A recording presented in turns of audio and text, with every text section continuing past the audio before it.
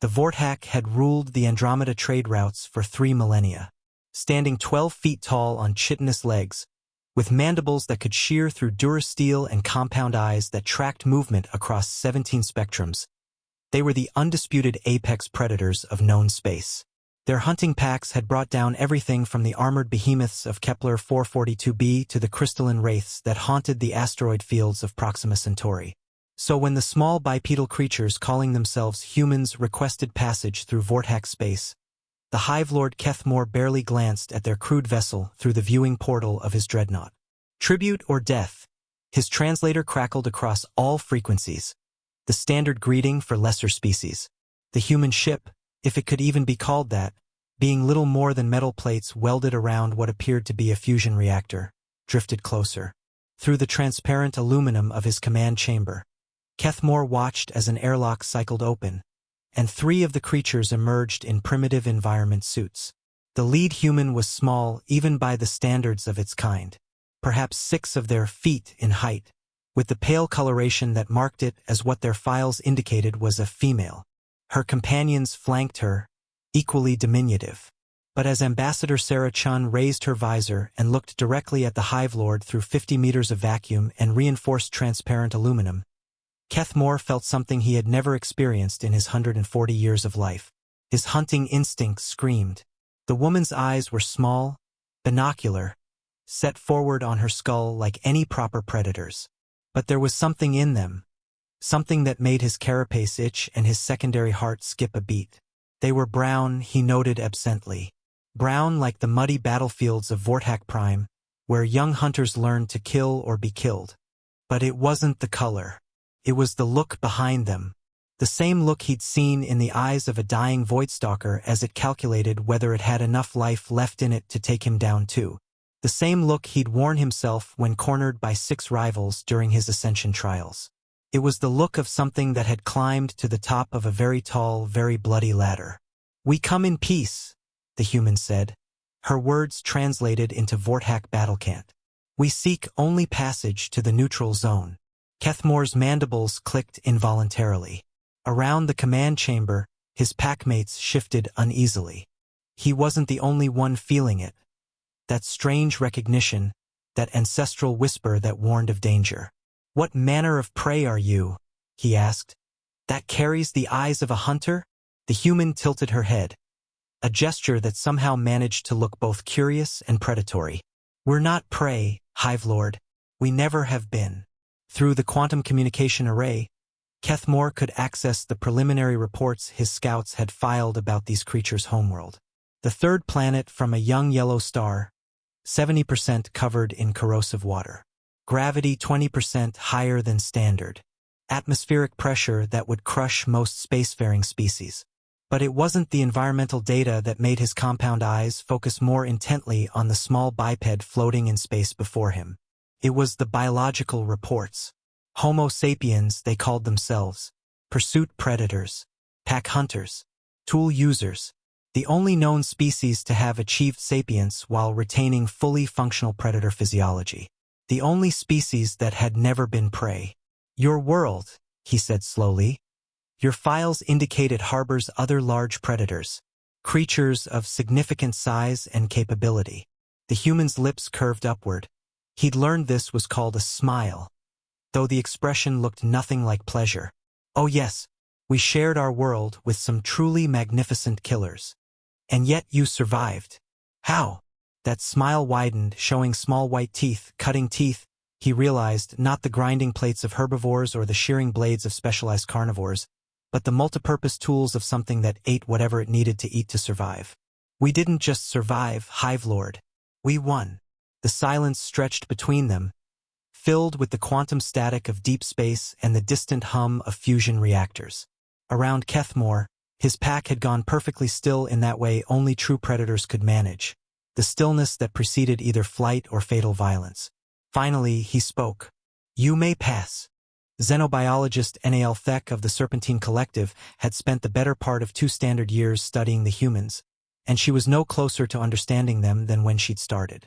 Her coils shifted restlessly as she reviewed the data streams floating in holographic display around her laboratory station. As one of the few species that had achieved sapience while retaining their predatory heritage, though the serpentine had been ambush hunters rather than pursuit predators, she'd been tasked with producing the definitive report on humanity for the Galactic Council. The request had come after what the media was calling the incident. 3 human merchants had been cornered in the free port of Zarathul by a pack of young Vorthak hunters looking to make names for themselves. The humans were outnumbered 6-1, outweighed by a factor of 4, and armed with nothing more than civilian-grade plasma cutters. The security footage was educational. Vorthak replayed the vid feed for the 100th time, her heat-sensing pits tracking the thermal signatures of the combatants. The Vorthak moved first, as was their way, a coordinated rush designed to overwhelm prey through sheer speed and violence. The humans didn't run. Instead, they did something that made Vorthak's scales ripple with involuntary recognition. They smiled. And then they went to work. The fight lasted 47 seconds. When it was over, 4 Vorthak were dead, 2 were critically injured, and the humans were standing over the bodies with expressions of mild annoyance, as if they'd been interrupted while doing something more important. But it wasn't the efficiency of the violence that had prompted the council investigation. It was what happened afterward. News of the incident spread through the galaxy's predator species with the speed of quantum entanglement. Within days, similar encounters were being reported across dozens of sectors. Vorthak hunting packs backing down from human traders. Kronn battle groups yielding shipping lanes to human freighters. Even the legendary Void Stalkers, apex predators of the deep black who feared nothing in known space, were giving human vessels a respectfully wide berth. It was as if every predator species in the galaxy had received the same message at the same time. These ones are dangerous. These ones are like us, but more so. Vorthak's research had taken her to the human homeworld, Earth, and what she'd found there had fundamentally altered her understanding of predation, evolution, and survival. The planet was a death trap. 96% of all species that had ever lived there were extinct. The geological record showed at least 5 mass extinction events, each one severe enough to sterilize most worlds. The climate swung between global ice ages and periods of volcanic hellscapes. The very air was composed of one of the universe's most corrosive substances, oxygen, in concentrations that would kill most carbon-based life forms. And in this charnel house, something had not just survived, but thrived. The humans hadn't simply adapted to their world's violence. They had become the living embodiment of it. They were pursuit predators who could run down prey across continents. Pack hunters with communication abilities that bordered on the telepathic. Tool users who had turned everything around them into weapons. But more than that, they were survivors. The kind of survivors that only emerged from worlds where survival itself was a form of warfare. Vorthak pulled up another file, this one containing interviews with human historians. She'd asked them about their relationship with the other predators of their world. Oh, we admired them. One elderly human had told her, his eyes holding that same unsettling depth she'd noticed in all of his species. The big cats, the wolves, the bears, they were magnificent, beautiful killers. Then why did you drive them to extinction? The human had looked at her with something that might have been sadness, if she'd thought his species capable of such emotion. We didn't drive them extinct, Doctor. We absorbed them. He'd gone on to explain how humans had domesticated wolves, turning the world's most successful pack hunters into companions. How they'd learned hunting techniques from cats, stealth from serpents, endurance from persistence predators. How they'd studied every apex species on their world and incorporated their strengths into human doctrine. We didn't just defeat them, he'd said. We became them, all of them, at once. As Vorthak prepared her final report for the council, she found herself returning again and again to that conversation. She'd included extensive biological data, tactical assessments, and psychological profiles. But in the end, her conclusion was simple.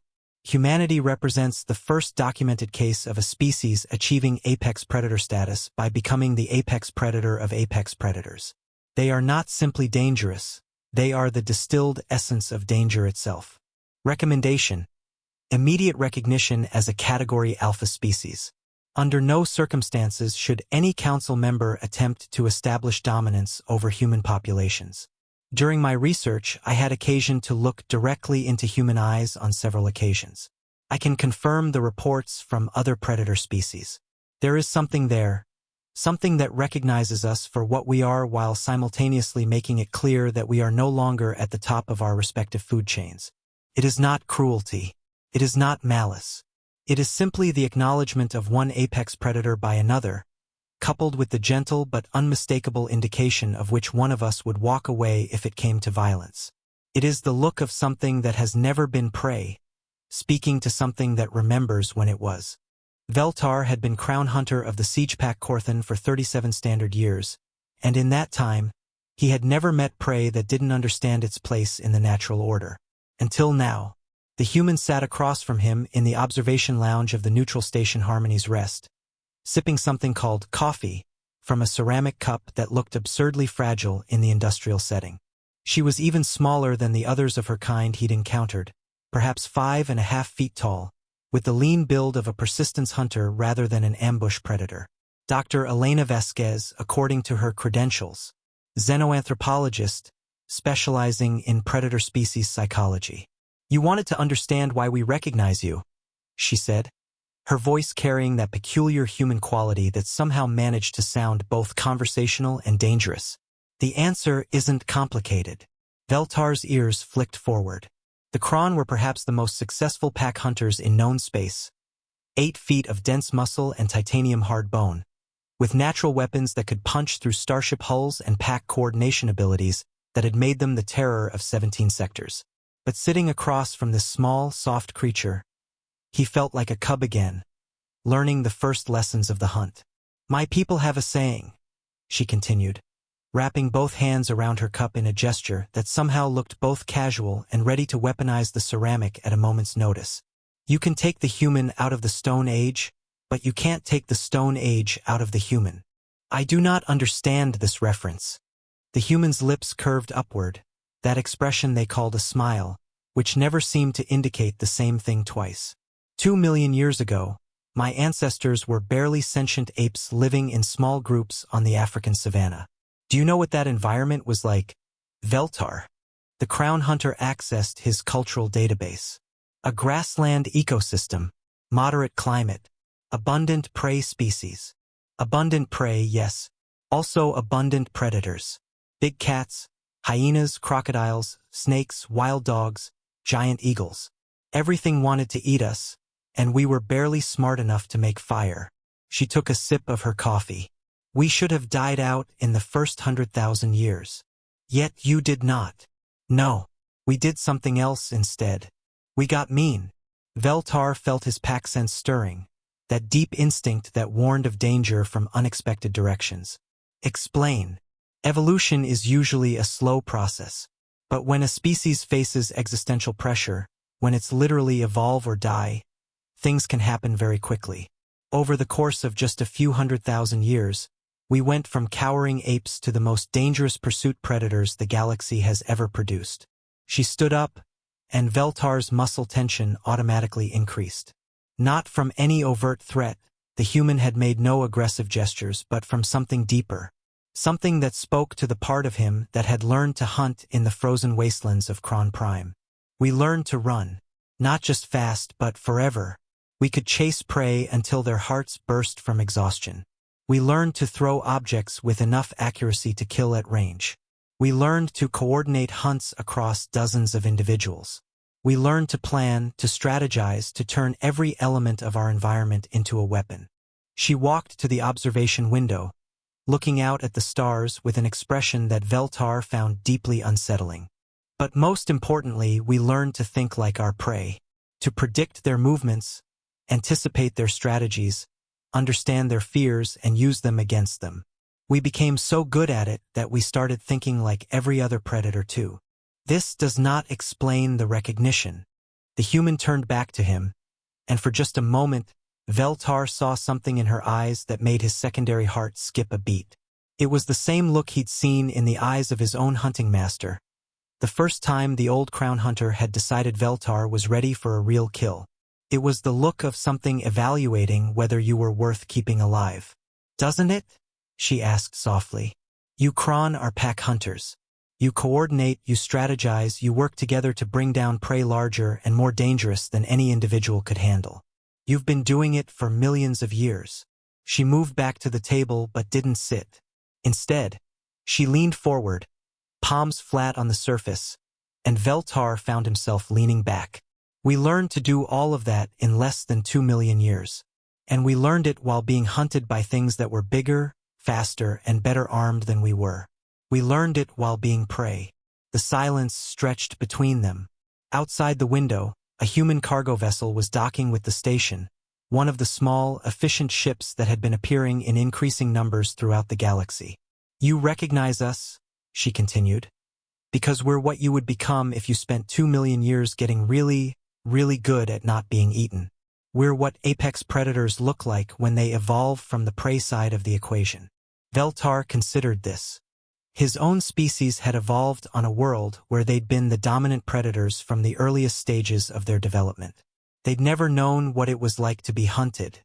"Your species fights differently than ours," he observed, "because we learned to fight from the bottom up. Every technique, every strategy, every instinct we have was developed by something that was constantly 5 seconds away from becoming something else's dinner." Her smile returned, and this time Veltar was certain it showed too many teeth. "We got very, very good at making sure that didn't happen." She sat back down, and Veltar felt his tension decrease slightly, though not entirely. There's an old human saying, "Fear the one who has nothing left to lose." But that's not quite right. What you should really fear is the one who has already lost everything and learned to take it back. Veltar's ears flicked thoughtfully. "Your entire species carries this inheritance? Every human alive is descended from the toughest, smartest, most ruthless survivors in a lineage that stretches back through 2 million years of barely avoiding extinction. We're all carrying the genetic and cultural memory of ancestors who looked death in the eye every single day and said, 'Not today.'" She finished her coffee and set the cup down with a soft click that somehow sounded final. "So when you look into human eyes and feel that recognition, that's your predator instincts acknowledging a peer. Something that learned the same lessons you learned, but learned them harder, faster, and under more pressure than anything else in the galaxy." Veltar was quiet for a long moment. Finally, he spoke. "The Kronn have a word, Sethmarot. It means hunt brother. One whose methods differ from yours, but whose purpose is the same." The human nodded slowly. "I think I understand." "I do not believe you do." Veltar leaned forward, his own predator instincts finally settling into something like equilibrium. "Among the Kronn, to call another Sethmarot is to acknowledge them as an equal in the hunt. It is a title of highest respect." He paused, considering his next words carefully. "I have never used that word to describe a being from another species. Until now." The human's expression softened slightly, becoming something that actually looked like genuine pleasure rather than the predatory amusement he'd seen before. "Thank you, Veltar. That means more than you know." As she left the observation lounge, Veltar found himself watching her go with new eyes. Not the eyes of a predator evaluating potential prey, or even potential threat. The eyes of one apex predator acknowledging another. Sethmarot, indeed. The oldest living thing in the galaxy was having trouble sleeping. This was not unusual for Keeper Sales. When you were a 14,000-year-old crystalline entity whose consciousness existed in a quantum superposition across 17 dimensions, sleep was more of a philosophical concept than a biological necessity. But the dreams that had been plaguing her since the humans had arrived in local space were something else entirely. They were memories. Not her own, she was certain of that, but memories nonetheless. Ancient ones, from a time before her own species had achieved transcendence, when they had still been bound to physical form on the world they had called luminance. The memories were of hunting, and being hunted. Solace allowed her consciousness to drift through the vast archives of the Keeper's sanctum, searching for correlations, patterns, anything that might explain why the arrival of one small species from a backwater spiral arm was triggering recollections that predated galactic civilization itself. She found her answer in the deepest archives, in files so old they had been compressed into quantum crystalline matrices just to preserve them. The genetic memory codex of the Kethani, her people's ancient ancestors. The Kethani had been apex predators of the First Order, 15-foot-tall hunters with natural weapons that could cut through stone and sensory abilities that spanned a dozen spectrums. They had ruled their homeworld for millions of years, unchallenged and supreme, until the Convergence Wars. Celeste had never paid much attention to this period of her species' history. It was a dark time, poorly documented, when multiple sapient species had emerged on luminance simultaneously and fought for dominance. The Kethani had won, obviously. They were the ancestors of the current Keeper caste, but the details had always been relegated to minor historical footnotes. Now, accessing the genetic memory directly, she understood why. The Kethani hadn't simply won the Convergence Wars. They had won by becoming something else entirely. The first memory that surfaced was of a hunt gone wrong. 3 Kethani tracking what they believed to be a small herbivore through the crystal forests of the northern continent. The prey had led them into an ambush, a coordinated trap involving over 30 members of a species they had dismissed as insignificant tool users. The Kethani had killed most of their attackers, but the experience had shaken them. Prey didn't set traps. Prey didn't coordinate. Prey didn't study its predators and develop countermeasures. The small bipeds they had been hunting weren't prey at all. They were competitors. More memories followed, each one more disturbing than the last. The tool users, the files called them the Vorthak, had been conducting what could only be described as systematic warfare against every apex predator species on the planet. Not random violence, but calculated campaigns of extermination. They studied their targets obsessively, learning behavioral patterns, identifying weaknesses, developing specialized techniques for each species. They turned the predator's own hunting instincts against them, using decoys and false trails to lead them into killing fields. They poisoned water sources, collapsed cave systems, and set forest fires to drive their enemies into prepared ambush sites. Worst of all, they learned. Every encounter made them more dangerous. Every victory taught them new ways to kill. The Kethani had eventually recognized the truth. The Vorthak weren't trying to survive alongside the planet's other apex predators. They were trying to replace them entirely. And they were succeeding. Solace felt her crystalline structure resonate with sympathetic harmonics as she accessed the final memories of the war. The Kethani had won, but only by abandoning everything that had made them apex predators. They had become something new, something that transcended the physical limitations that made them vulnerable to the Vorthak's systematic approach. They had achieved quantum consciousness not as a natural evolutionary step, but as the only way to survive an enemy that had learned to kill everything that could be killed. The Vorthak had been exterminated in the process, or so the historical records claimed. But now, reviewing the genetic memory with new understanding, Solace realized the truth was more complex. They hadn't been exterminated. They had been dispersed. As the Kethani transcended physical form, they had launched a single ship toward the outer rim of the galaxy. A ship containing the last survivors of their ancient enemy. Not from mercy, but from a recognition that something capable of pushing apex predators to transcendence deserved to continue existing somewhere far from civilized space. The ship had been aimed at a small yellow star in a spiral arm that would later be called the Milky Way. Solace allowed her consciousness to return to the present, processing the implications. Somewhere in the archives, she found the sensor logs from that ancient launch, biometric data on the Vorthak survivors, genetic profiles, behavioral analyses. The match was perfect. The humans weren't just another apex predator species. They were the inheritors of a lineage that had once systematically hunted apex predators to extinction. The living descendants of the only beings in galactic history to make transcendence a necessity for survival. No wonder every predator species in the galaxy was responding to them with instinctive recognition. It wasn't just the acknowledgement of peer apex predators. It was the genetic memory of prey recognizing the ultimate expression of the hunt. Solace composed a message to the Galactic Council, quantum encoding it with enough priority encryption to ensure immediate delivery. Historical analysis complete. Recommend immediate reclassification of species designation human from Category Alpha Apex Predator to Category Omega Apex Convergence. Humans represent the evolutionary descendants of the Vorthak, the only known species to achieve apex predator status by systematically exterminating all competing apex predator species on their homeworld. The Vorthak were responsible for forcing the Kethani, ancestors of the current Keeper caste, to transcend physical existence. They are directly responsible for pushing at least one species beyond conventional biological evolution. Under no circumstances should the galactic community attempt to establish dominance hierarchies with human populations. They are not simply apex predators, they are the thing that apex predators evolved to escape. I have looked into human eyes through quantum observation. The recognition is absolute. We know them because our ancestors spent millions of years trying to survive them. The only reason we exist today is that our ancestors learned to stop existing in any form they could kill. They are not our enemies, but they are not our equals either.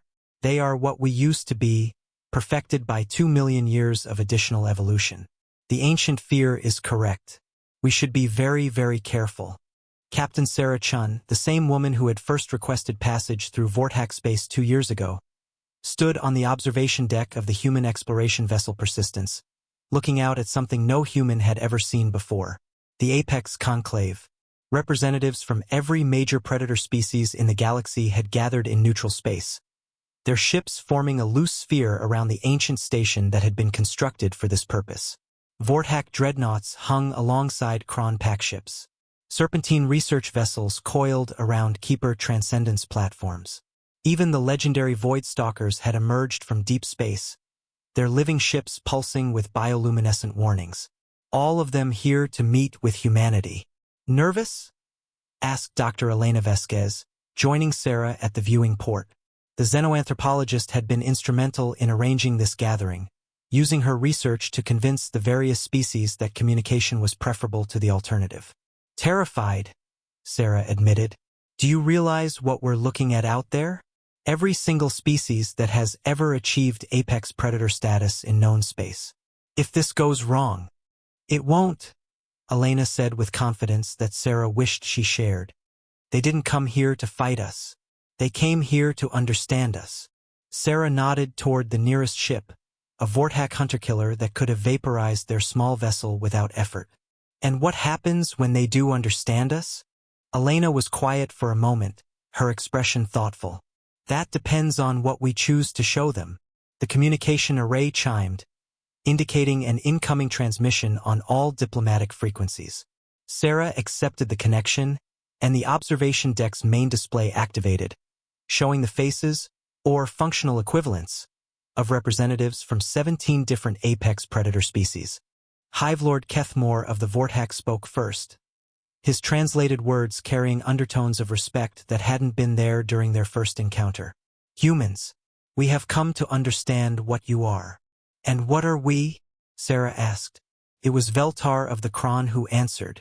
You are what we would become, if we had started from where you started.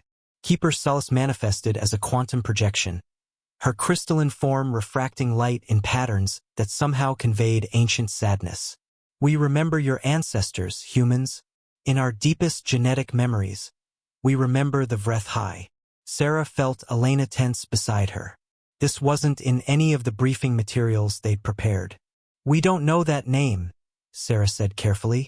Because you moved beyond the need for it, replied a new voice, something that spoke in harmonics that bypassed the translation matrix entirely. A Void Stalker, Sarah realized, one of the deep space entities that few beings had ever seen and lived to describe. You became something larger than any single world could contain. The display shifted, showing historical data streams that Sarah recognized as genetic analysis matrices. Her breath caught as she saw the correlation patterns, DNA sequences that matched human baselines with statistical impossibilities. Your ancestors, Solace continued, were seeded across hundreds of worlds during the Great Dispersal. Most of those populations died out or evolved into something unrecognizable. But your particular branch, the ones who found Earth, encountered something unique. New data streams appeared, environmental analysis of Earth's geological history, climate records, extinction event markers. A world that tried to kill you, rumbled a massive creature that Sarah's files identified as a Titan-class predator from the galactic core. Repeatedly.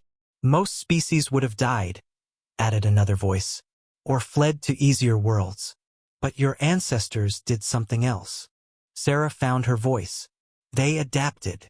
More than adapted, Elena said quietly, understanding dawning in her voice. They weaponized it.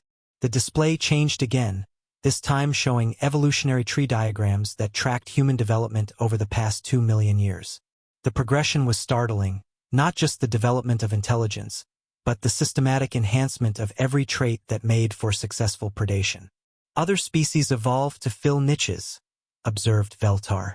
You evolved to eliminate niches, to become the only predator your environment could support.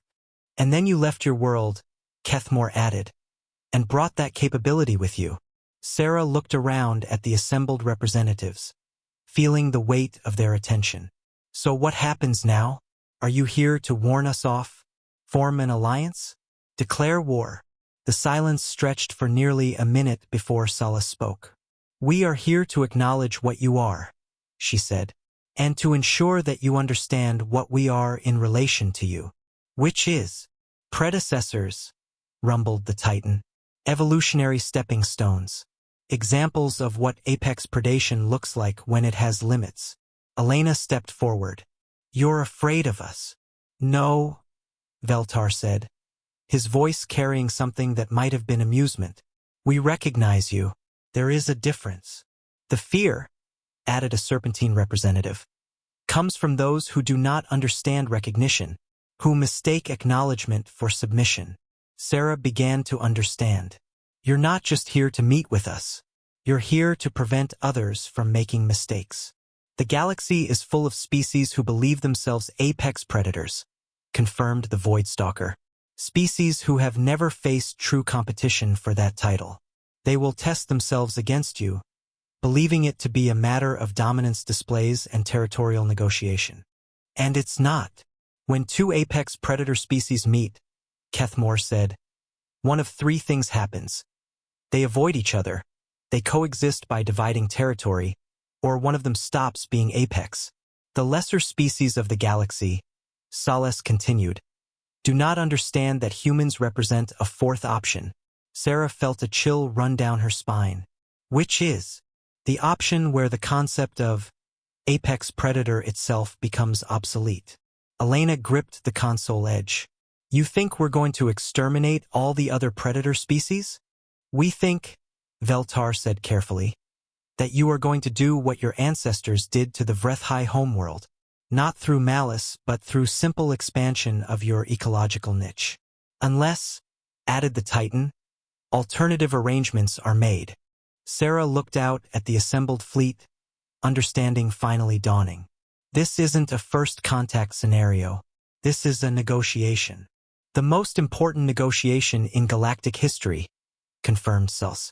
The question is not whether humanity will achieve dominance in this galaxy.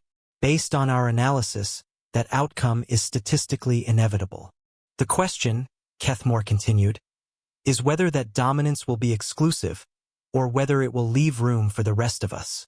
Sarah felt the weight of her species' future settling on her shoulders. Around her, the communication array hummed with traffic from dozens of ships, each carrying representatives of civilizations that had dominated their respective regions of space for millions of years. All of them looking to humanity for an answer to a question no species had ever been asked before. What does an apex predator do when it realizes it has become the apex predator of apex predators? We need time to consider this, she said finally. Time we are prepared to give, Veltar replied. But not unlimited time. Other species are already beginning to test human boundaries. Soon, the choice will be made for us all. The transmission ended, leaving Sarah and Elena alone with the stars and the weight of a decision that would determine the future of life in the galaxy. Elena, Sarah said quietly, when you look into the mirror, what do you see? The xenoanthropologist considered the question seriously. I see the end result of 2 million years of evolutionary pressure applied to a species that refused to accept extinction. And when other species look at us, Elena's reflection appeared faintly in the viewing port, superimposed over the lights of the Apex Conclave fleet. They see themselves, she said. What they used to be, before they learned there were limits to how dangerous you could become. She paused, her expression thoughtful. The question they're asking us, the question we have to answer, is whether we've learned that there are limits, or whether we've learned how to transcend them. Outside the viewing port, the stars waited for humanity's answer.